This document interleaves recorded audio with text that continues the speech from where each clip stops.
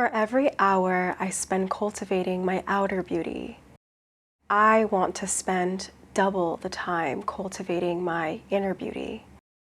Because while outer beauty turns the head, inner beauty turns the heart.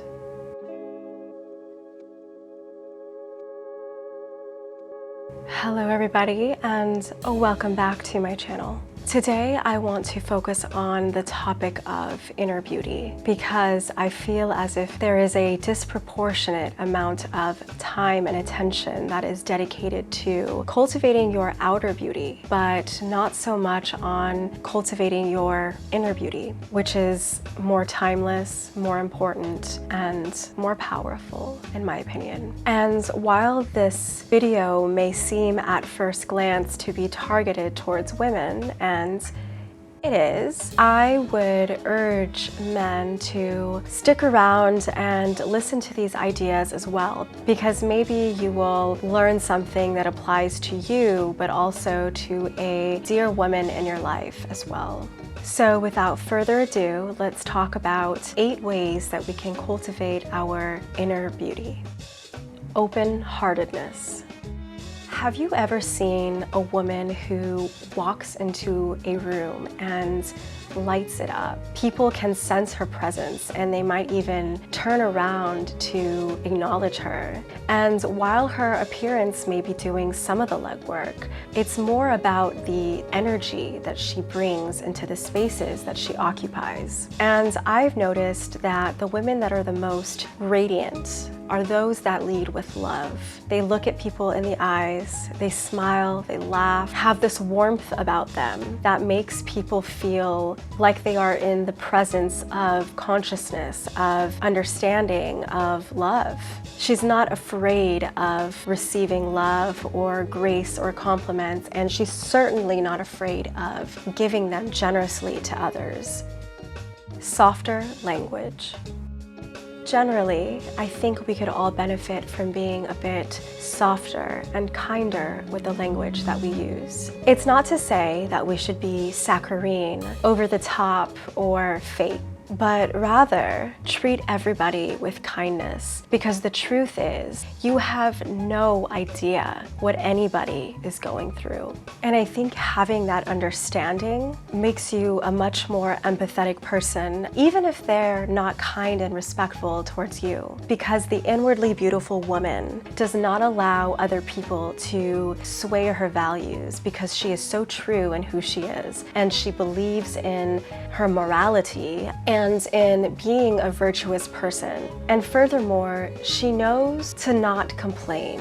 Often, many of us will complain out of habit. We don't even realize we're doing it. But when we listen to ourselves and we notice when we complain about the temperature or our physical state, our clothing, or how somebody treated us is such a low vibration. Of course, if we're complaining so that we can change something that needs to be changed, especially in situations of injustice, that's different. But complaining regularly, unconsciously, is not very pleasant to be around. If we can have a little bit of a stronger filter with our speech, it will not only benefit us, but it will benefit everybody around us as well.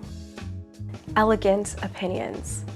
Opinions that you hold, and especially opinions that you express publicly, should always be in alignment with human dignity and hopefully plant and animal and fungi dignity as well. This, of course, is not something that you can learn from watching one video, but rather it's a process that one must undertake, and arguably it is a lifelong process. I speak a little bit about how to be more cultured and intellectual and refined in another video, and that touches on that process of how to cultivate elegant opinions, and I would encourage you to watch that. I will link it here.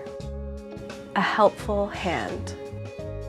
Always be the person that is willing to help others, whether it's with your hands or with your mind or with your heart, and whether big or small. The inwardly beautiful woman is that friend that you can call and you know she's going to pick up the phone or text you back, or she shows up early to help you with your dinner party. She offers you her time and her space. Of course, this is not to say to abandon your boundaries and to drop everything that you have going on to help others that don't necessarily deserve it. But rather, it is an idea that we can incorporate into our moral calculations, that it's always better to be the helpful person than it is to be unreliable, undependable, and unavailable.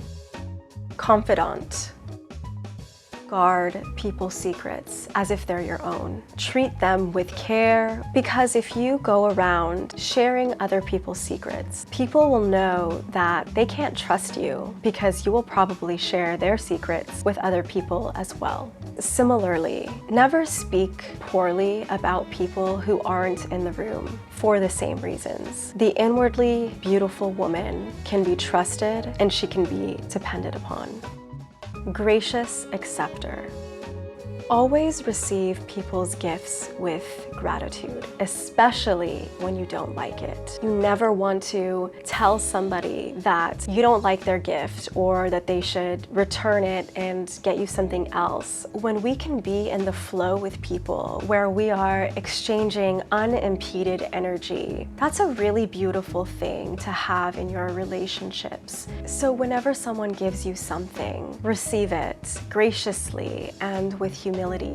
The power of a proper thank you cannot be understated. There are several reasons for this. Well, number one, you are being a well-mannered person, but also because you are allowing other people to be in their journey of giving. Because giving, just like receiving, it doesn't always come natural to everybody. But when someone gives you something, they likely put thought and effort into choosing you to be on the receiving end of their giving. And so when you reject somebody's gift, you are rejecting and impeding their journey of giving.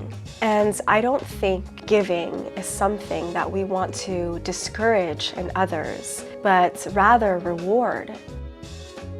Well-wisher.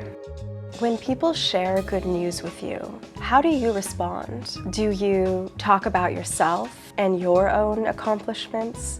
Do you give them a lukewarm congratulations? Do you criticize their good news? The inwardly beautiful thing to do is to warmly congratulate people and literally say the word congratulations and mean it. Feel genuine happiness for other people and for the next step in their personal journey. They'll remember that, and they will do the same for you when it's your time. The journey will first begin on working on your own self-esteem and confidence. Also made a video about that, I'll link it here, so that you feel so secure in yourself and in your journey that the success of other women or other people will not affect your happiness. Wish people well, remember their birthdays, remember their anniversaries. Discreet leadership. You don't have to shout every one of your achievements from the rooftops, and you don't have to take credit for everything that you do in a team or a group environment. And especially when you're a leader and you're leading a team, you want to make your team feel empowered and like they are contributing. Take the time to acknowledge everybody's contribution, and that in return, they're going to respect you as a leader. Let other people have wins and trust that ultimately that will come back to you in some other form at some other time. As a final note, Many of these qualities of an inwardly beautiful woman has to do with cultivating self-awareness, make every environment that she is a part of better. I know that it can be problematic in some circles to suggest that women take on even more emotional labor, put other people before ourselves, be self-denying, submissive, but I think that is missing the point, because everything that we've discussed today about cultivating your inner beauty is really in line with basic morality, self-awareness, humility, kindness. These are all virtues that we should strive to cultivate, and I think that's all for today. As always, thank you so much for being here. Please comment, like, and subscribe to my channel if you haven't already for more philosophy and discussions about how to live better. Thank you so much and have a wonderful rest of your day.